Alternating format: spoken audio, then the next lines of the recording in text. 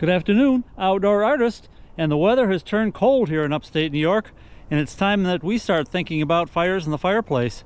There's nothing quite like the feeling of sitting around the fire, enjoying conversation, and maybe a snack or two. Now, one of the ways to get going on the fire, of course, is kindling. I like to make my own kindling, and the way I do it is with this setup here. It's a process that utilizes a tool called the Froe. And the Froe is basically a steel wedge on a handle. And this particular Froe is a Bieber. It's a very nice Froe. I've had it for several years. And what's nice about a Froe is that once you enter it, bang it down into the wood, you can lever that back and forth and pop the wood open.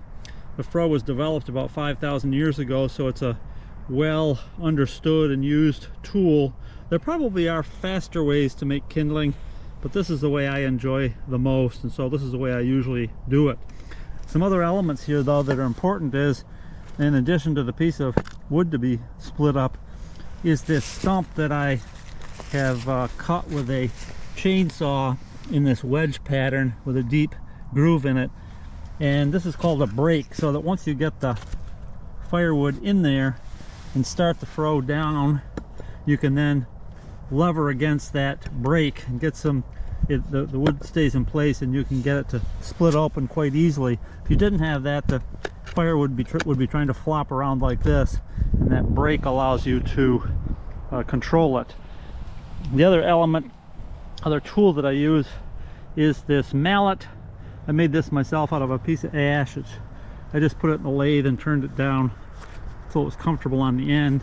It's tough to get a good mallet commercially. It's easier to just make your own because you have to have something heavy and something you're not too worried about getting destroyed. I've been using this one for 3 or 4 years pretty steadily, and it's still in good shape, so I expect it probably to last, well, I expect it to last a long time. So all that being said, let's make some kindling.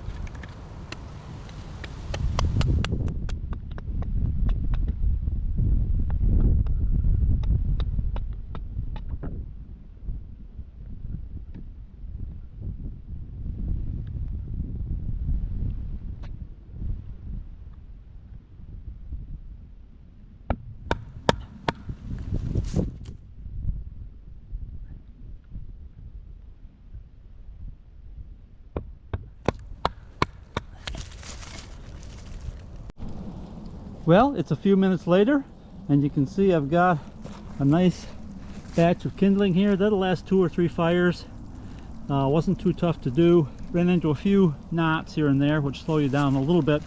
I'd say maybe 10 minutes for that much kindling, and look forward to a nice fire as a result.